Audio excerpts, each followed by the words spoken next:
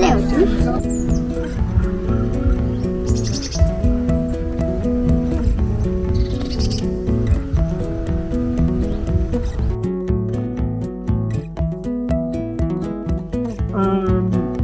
are many different parts of the green tripartite agreement that is interesting. We will be one of the first countries we will be the first country in the world that sets a CO2 tax on agriculture, for instance, as an example. The agreement entails 250,000 hectares of new forest. And those of you from especially Sweden will think, yes, and then what? For us, it means a great deal. It's an increase of 40% of all forest area. So imagine that Sweden, you would have no other country left. So it's quite a different land country we will be looking at in 2045 when this is done. 40% more forest, 250,000 hectares. And from the slides here, you will see that 150,000 of those will be on private land with wood production. So the idea is, I don't know if that will be the case, I actually have no doubts, but the idea is that 150,000 hectares of those will be on private land with production.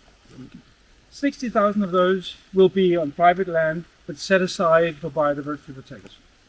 So now I get questions from ministries that says, how do we establish unmanaged forests? That is sort of an odd question. But how do you not manage while planting some trees? And then there's 40,000 hectares that will be on public lands without wood production. I think it's better to say without wood production, because they would want to establish the forest quickly so that people can have a walk in the forest and enjoy that, but they will not to biomass. So why do I start here? Well, I thought it was because you are all in political organizations. I thought, maybe it could be a start jumping off point and saying, okay, how should we use those forests? You were here, I was told you were here to discuss climate and how forests can be part of that. So how should we use those? And I think there is an important point here that if we go to the next one, that has been debated for a long time. This is two different studies, you could say. One is an illustration of what's called Odom's hypothesis. Odom's hypothesis was published in Science in 1969, I think, 67. And the hypothesis is that you could also name it differently, say that the hypothesis is that trees do not grow into the heavens. There is an upper limit as to how much trees can grow and how much biomass that can be accumulated. So that could be what you are looking at here is all those hypotheses in workings. That it seems that there can't be much more biomass in here than already is. Opposite to that is a study by Lundstedt and this group in 2008, where they basically said we have killed Odom's hypothesis. We can demonstrate that the net ecosystem production down here continues into forests 300, 400, 500, 800 years of age, that they keep sequestering carbon. And that became, in the Danish political debate, became a thing that whenever you raise your hand and say, we need the wood to mitigate climate change, people say, no, just leave them because they will sequestering carbon. I don't know how much is it. Is it 4.8 tons of carbon a year and just indefinitely? We were speculating, okay, then the ground should actually coming up because it can't be. And we started speculating. Ruge-Andersen, he is a soil specialist. A couple more. That this can't be. And then we measured Sussex forest for the first time in 2012. And yes, thank you. So this is the picture that we have where I talked about the part C down here. You could talk about part A here and part B that we started with. And you can see here is what we have measured in the different periods. For 2012, 2013, We measured all trees, irrespective of size. We measured dead wood on transects. We measured standing dead wood. We measured all trees. Litter, we had a lot of soil samples taken across the forest. Okay, so what we're looking at here is the biomass in the above ground. That is the lighter gray color. And the below ground. I know it says minus. No, it just signals this is the amount that is down below ground. And you can see here that the biomass carbon pool in tons per hectare is roughly 160 something tons of carbon per hectare. But one prominent thing you can see, and remember the difference in the sampling over time, that it's completely stable. Especially the 2 last times where it's been done in the same way, they are completely stable.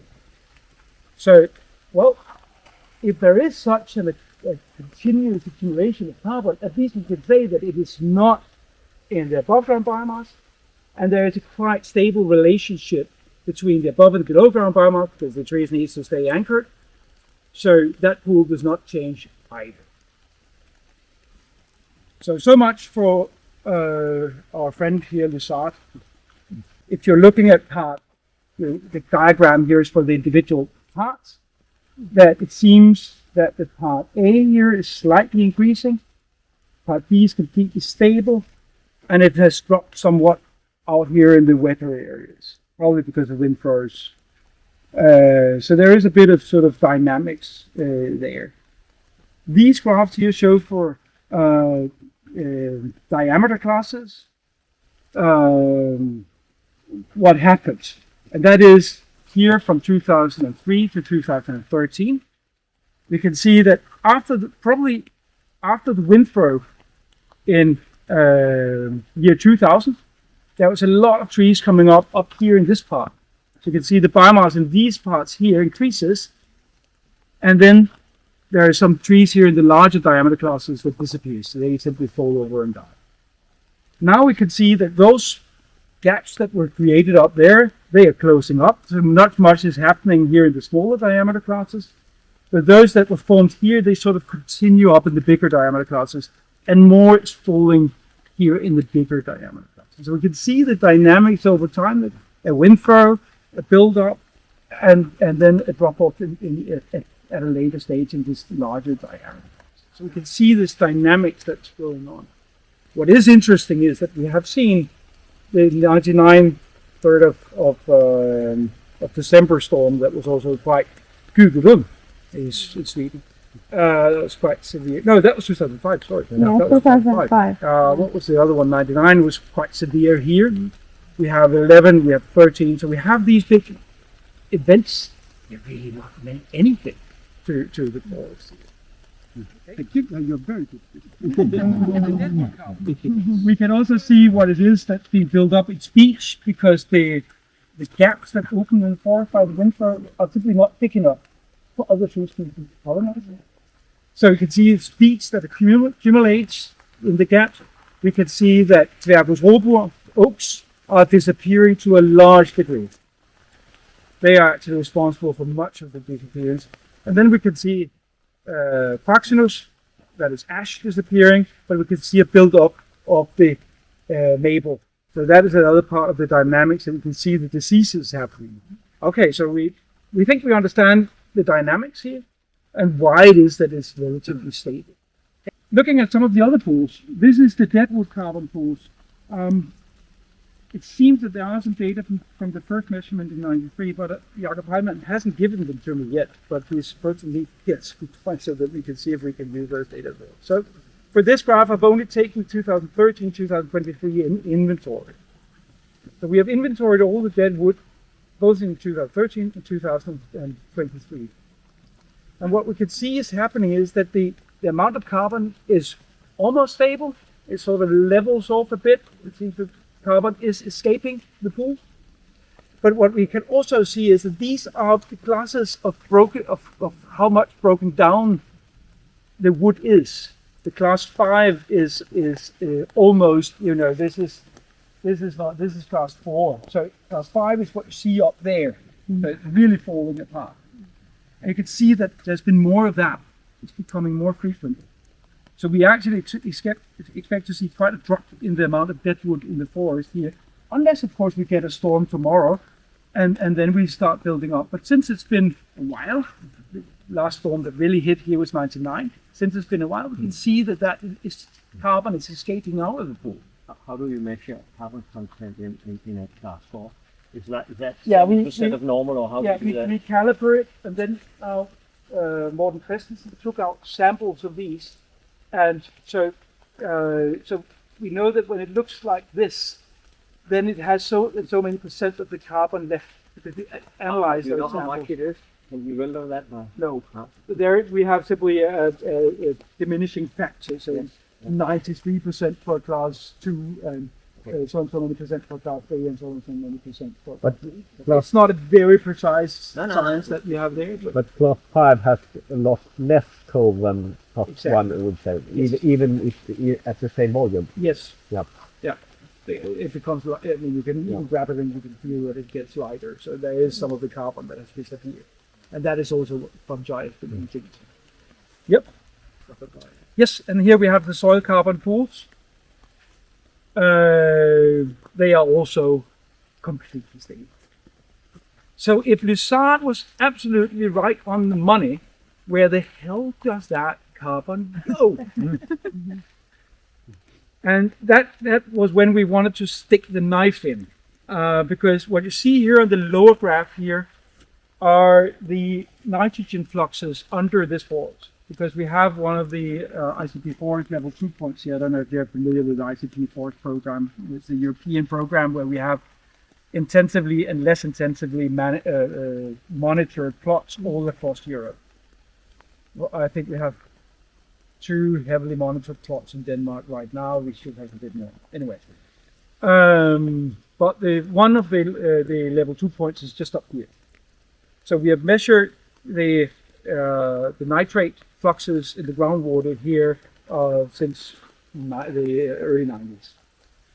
And what we can see is that there is quite a high concentration of nitrate in the groundwater here. It corresponds to leaching 40 kilos of N out there in the lake every year.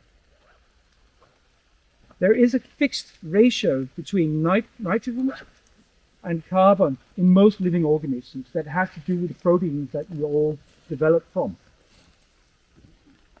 So if there's a fixed ratio, and we know that the biomass, and we know that the nitrogen is leaching, that can only happen if there's no buildup of carbon. The only way that it could be leaching these amounts of nitrogen is if there's no buildup of carbon, because it would connect with nitrogen somehow, and then we would not see the seepage out the forest floor.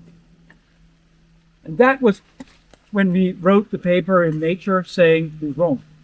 And boy, did he fight it, but we lost. So it is out there. This is the reason that when we are discussing set-aside forests, these days, at least I hear quite often, that some of the NGOs vested in this have started to say, well, we don't do that for the climate. We do it for nature, organisms, birds, frogs, I don't know what, and I think that's good. Because I'm, as a scientist, in principle, of course, I have my own feelings and my own beliefs, but as a scientist, I believe that the society going and voting at the next election should be the ones deciding. And if we have the facts right, then people have a better chance of making the right choice. So I think it's actually a milestone that they recognize, okay, it's not a climate fix to have this set aside for it. What it is maybe something very good for a special fungus. And that is perfectly okay, it's a perfectly good argument. You just need to have the arguments right.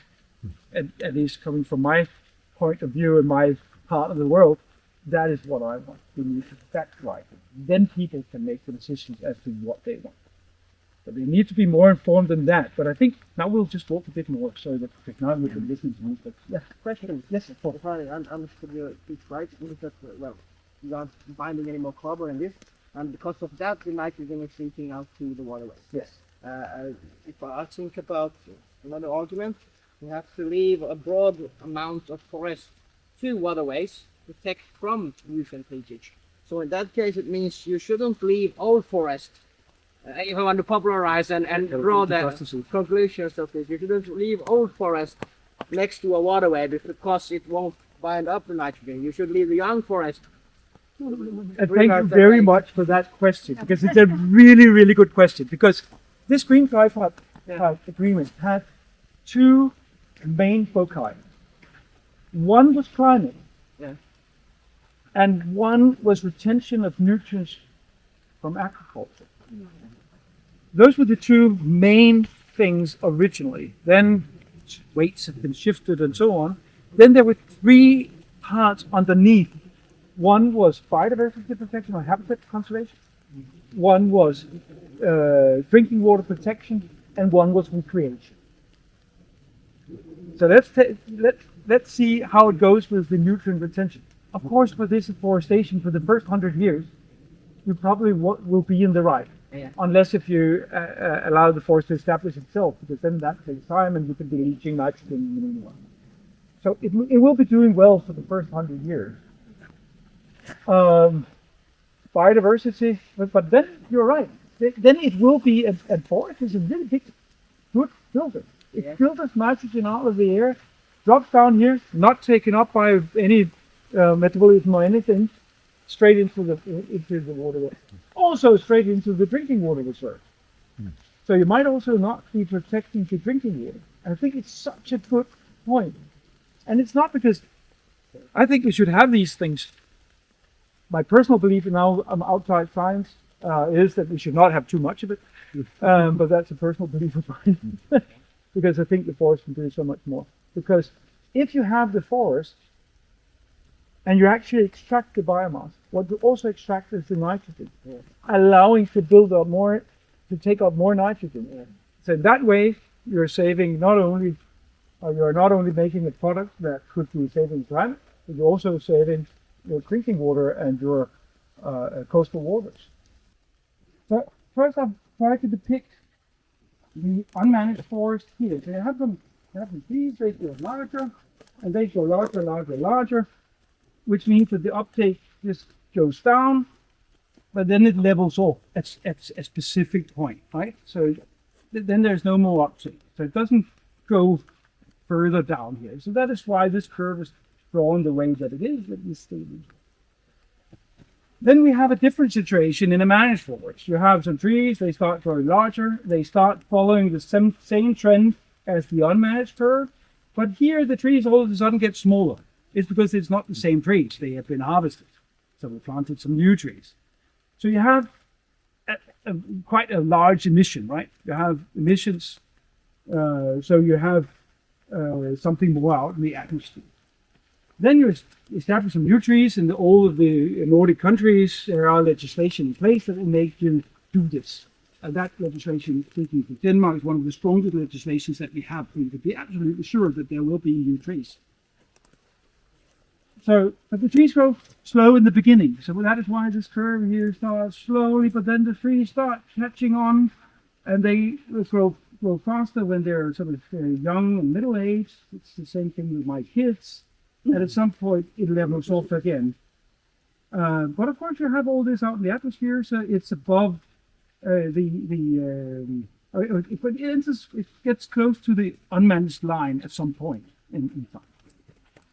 But it's not all of this that was out in the atmosphere, was it? Because some of it was placed, some of the carbon was placed in a chair, in a house, in a whatever project you could have. So the curve does not go all the way up there. It actually stops here because some of it was not emitted into the atmosphere. Some of this carbon was in paper. Well, then it doesn't stay out of the circuit for a long time, right? But some of it is in your house, and we know that you're a careful painter of the woodwork, so that will stay there forever, right? Mm-hmm. But quite a lot of it is emitted. So these two curves come closer to each other. But something remains there, if not indefinitely, then at least for a long time. Also, compared to the unmanaged scenario, we saved some other emissions because we save some fossil fuel emissions because some of this went to wood chips.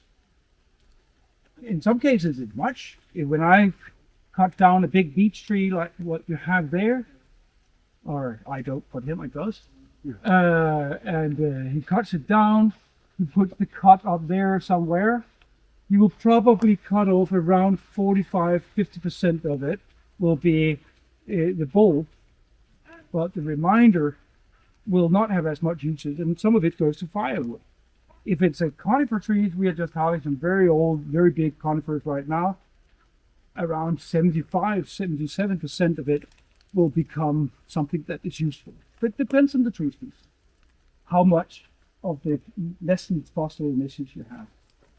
And then also you have some lessened emissions from materials, because some of this will be put into our house. And when we did do that, we did not put a steel beam in there or a concrete beam. Your chair is not made from steel or aluminum or whatever you could make it from otherwise. You also have some lessened emissions from materials compared to the unmanaged scenario. We are all the time comparing to the unmanaged scenario. Which means that at some point here, the curve goes lower than the unmanaged curve.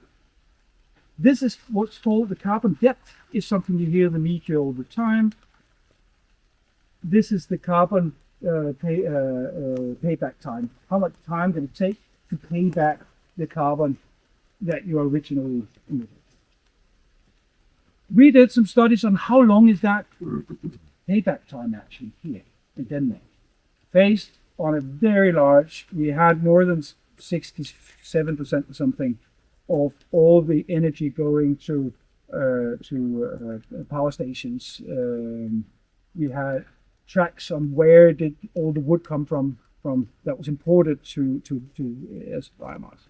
The carbon payback time for the current energy mix in Denmark, the current use of the wood for materials and blah blah blah, all that what we've seen here, is around 5 years.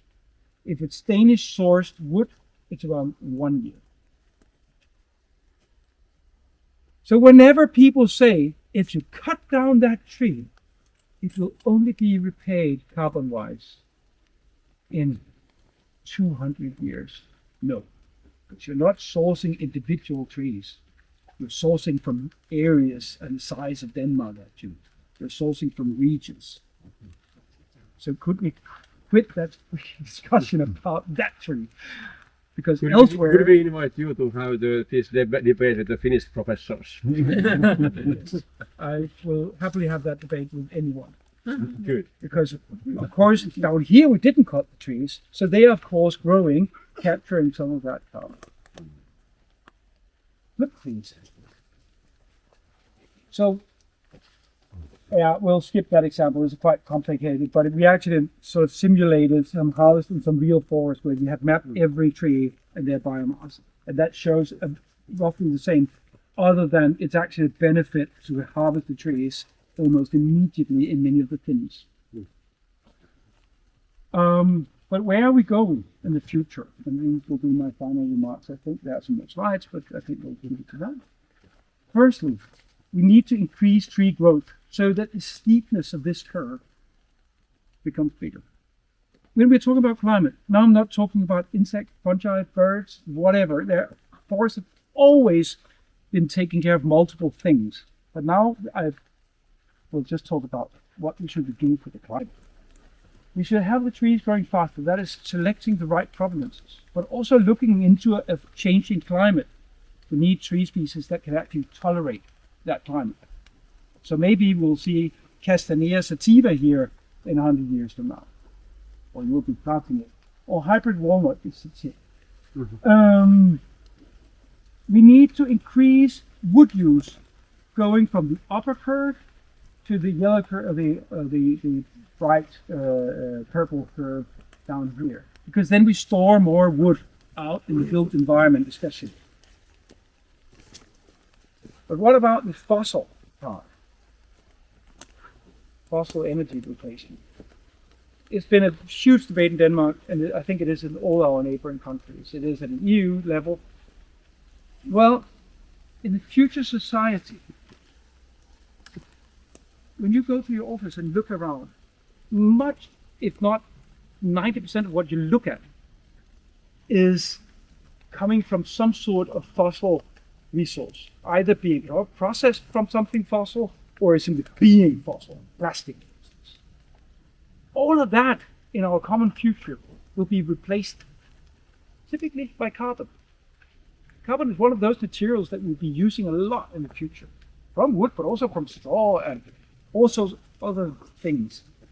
And I don't want to have my phone or my laptop or my car even for more than 5-10 years. The one out there is from 2005, by the way. So there will be enough to burn.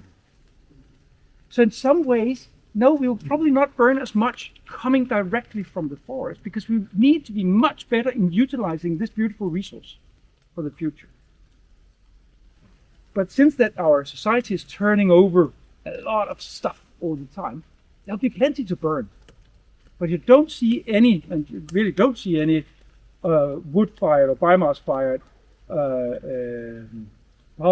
big plants in Denmark being built these days. It's all garbage incineries, where they are taking the energy and using it for making power and heating for housing.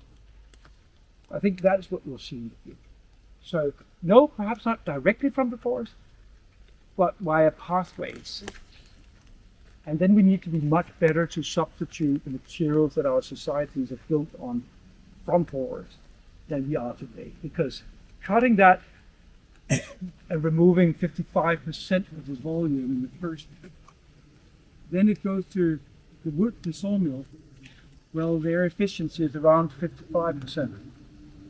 Then it goes for whatever it is to be a piece of furniture. And you're very quickly down to, for the broadly 15% of the biomass ends up in the final product. For the conifers, it's perhaps 25%, but still there's too much material. I think that is where our research needs to be, other than, of course, the research in forest still, but much of our effort must go into material science. How do we use these products? Okay. I think that is that's what you take home, is how can we support our industries? And that actually pinpoints it here. That is the wood flow for Denmark from 2018. You can see the little resource here. We have a lot of imports of biomass for fueling. And you can see this wood stream here and how much of it actually ends up in energy. It's so little that ends out in the final product. And I'm just asking, is that a problem? Or it's a big opportunity in the end? It's a big, I think it is a really big opportunity. What's that? That we can use it. Instead of burning it, you can use more different kinds of things. We could dissolve it into fibers or molecules and rebuild them into something else. Yeah. BECCS or carbon capture and storage is also here. That's another usage. But I think actually our society will be, if we go back from harvesting the carbon from underground, our carbon will be a valuable product. Because down here it's concentrated. In coal it's completely concentrated, almost nothing else.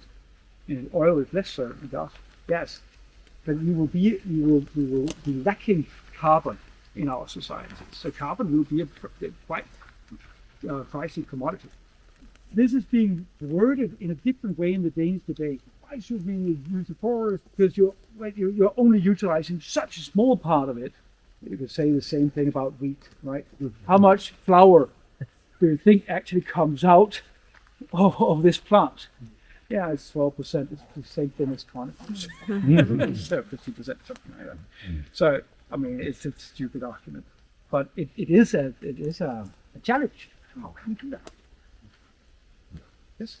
Now it's your fault that we will not get back to the bus in time. Just say that. I can stay here. No worries. I agree with you. Being able to make other products and have longer value chains before you eventually put it into the oven and use it for energy. But one of the problems that we may be facing in Denmark is that we don't get the industries that they will probably get to far larger extent in Sweden and in Finland and in Norway, countries where they have far larger forest and wood industries.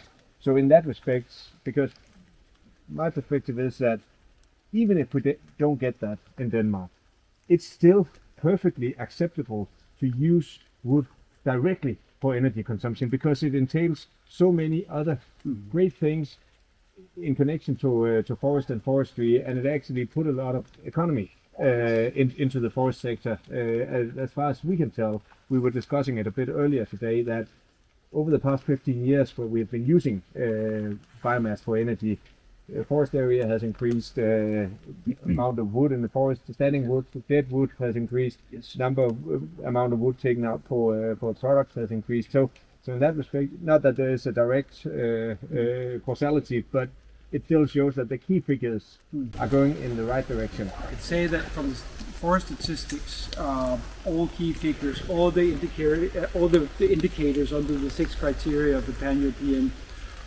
criteria for sustainable forest management are going up, so to speak. Or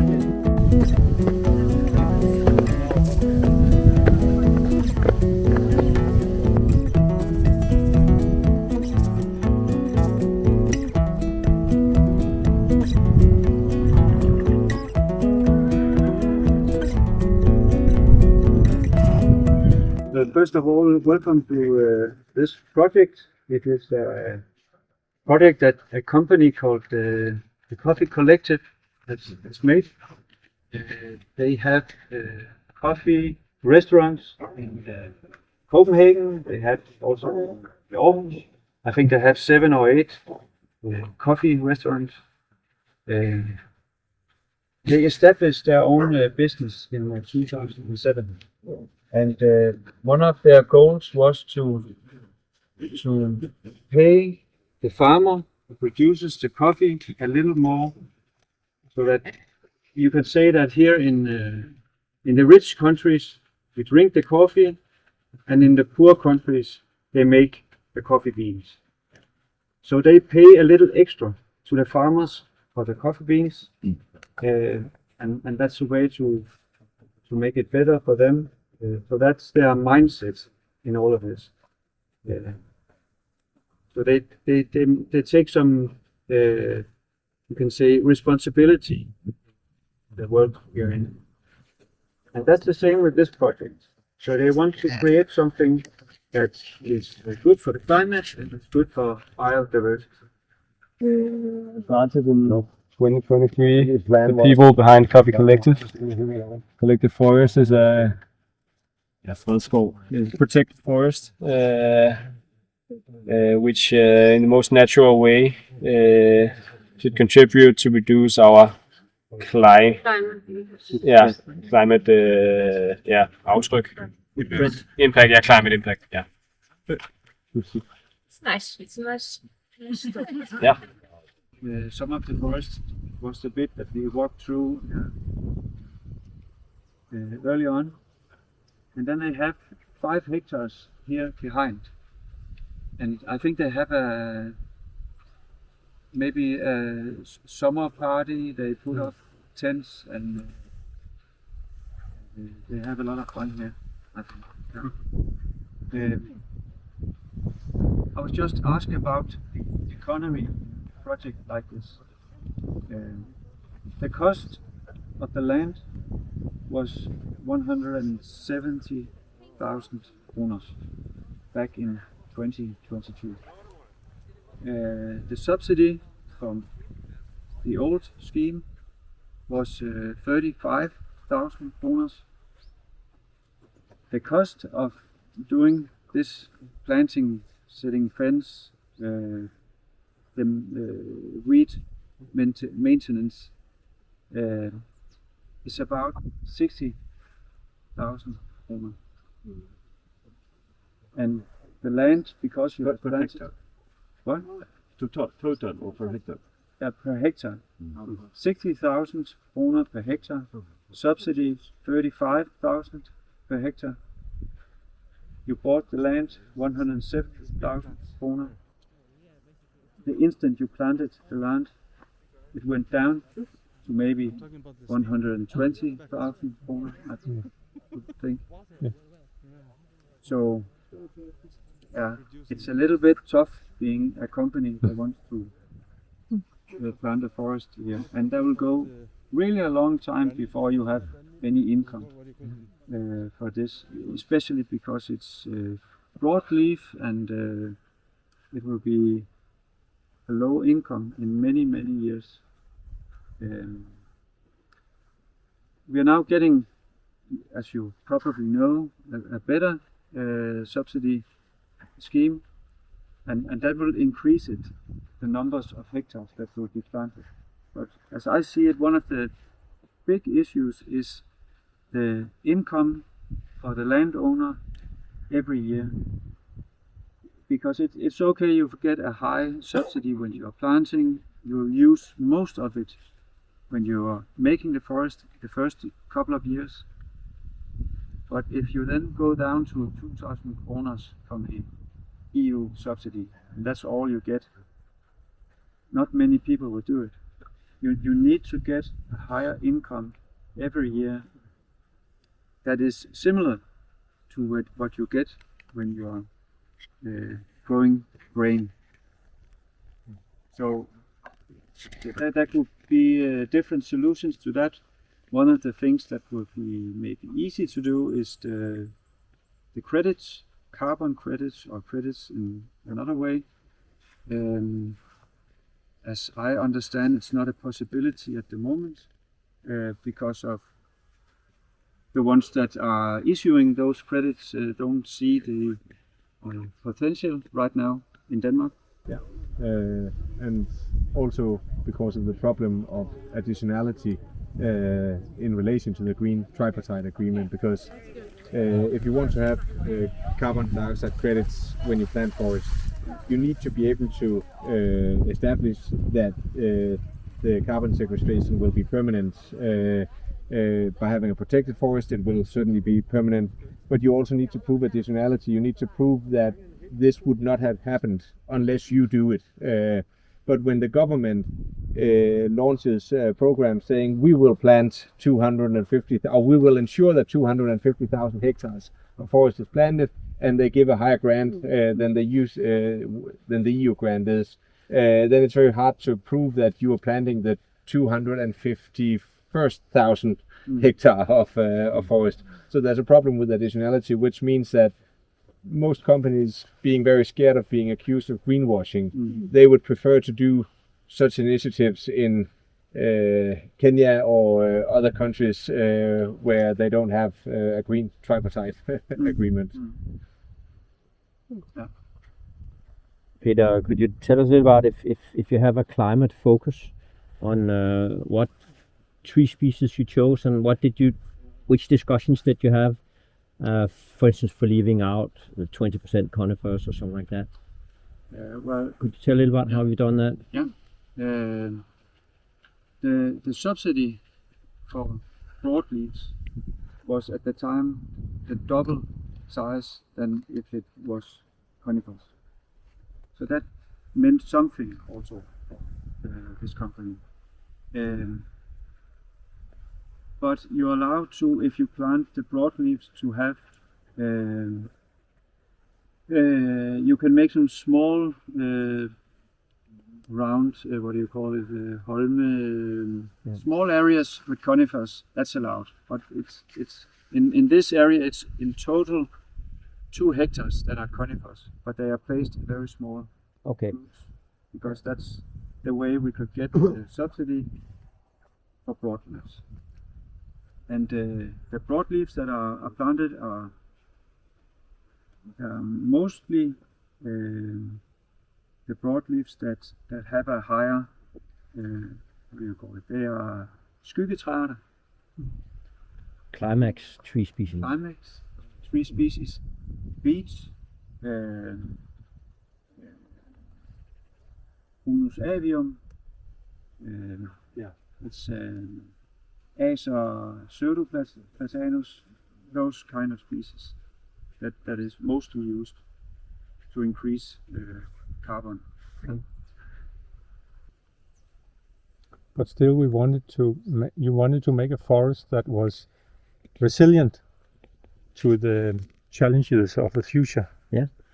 And now we have a double challenge, because it's beginning to be allowed to talk about the collapse of the AMOC. and that will make a colder climate. And we have been threatened with a warmer climate. Until 3 years ago, the University of Copenhagen, which is behind our education, was researching about the future oak species to use in Denmark. And we're focusing on American oak, French oak, oak that was used to heat and drought. And we have that out there. But we also have the conifers. Should the AMOC collapse? It's seriously, it is the conifers that will survive and be the strongest. So, riding 2 horses.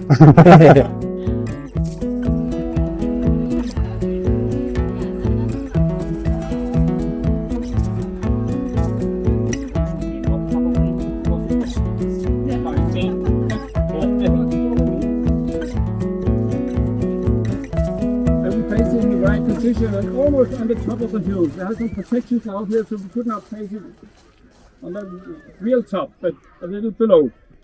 But you have to understand, when you are looking at architecture at this time, especially the power architecture, this is something about political power, but also about religious power. And as you perhaps have noticed, when you came on the highway in your Viking bus, you saw the big brown signs on the side of the highway where it stands National Park Skjoldenes land of the Scyldings. And the Scyldings is, according to legendary tales and written sources, the first royal dynasty in Denmark. And after all these great halls have been excavated, about 9 of them, this is the biggest. They start from the middle of the 500 after Christ up to around 1000.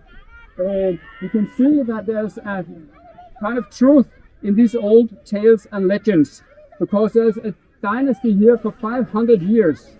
So there must be something about the legends about the royal lineage of the Scyldings, like in Sweden. I know we have some Swedes here. You have your Yllinge royal lineage over there, and it's also the same in Norway. Actually, Yllinge and Norway are connected at that part. So.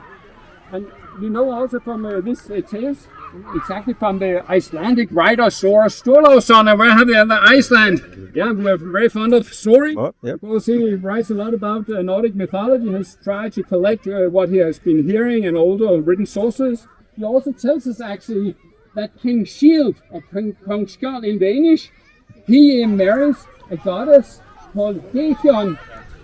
That is the one who steals a lot of land from the Swedes by plowing, another myth. And they settle here at Lejre or Lettre, as it calls. And this is why the castle still is called Letreborg Castle. And he also Snorri also tells us that King Shield is not an ordinary son of a normal man. He's actually son of the greatest of the gods, and that's Odin, the warrior god, the god of poetry, the god of the hand, and he's an all-knowing God. And every king ever since, you know from the legendary tales, and also in England, after they've been Christian, they put the lineage back to Odin actually. Because, you know, in a lot of cultures, when you have to, fight for your power, or it is legal, it's very good to be of a good family. The best family you could stem from is actually the lineage of the gods. We know that also in Greek mythology and all this stuff.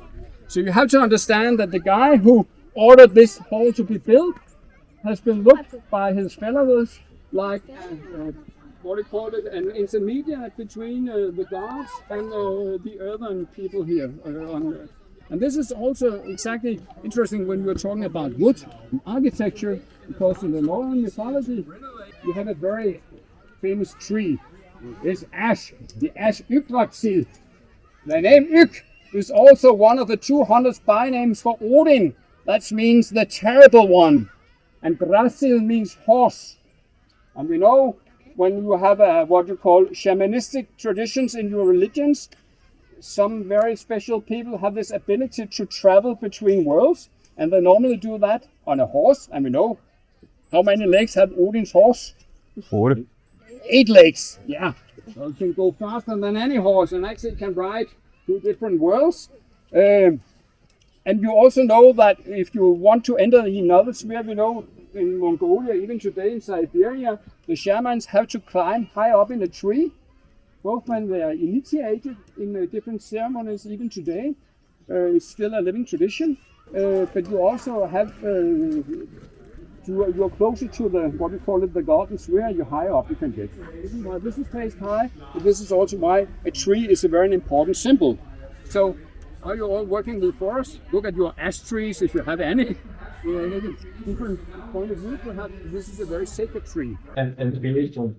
So that's the way we use Hlynur. And it's from the age where the planted at the time where the British army took our ships in the Portin's war in 1805.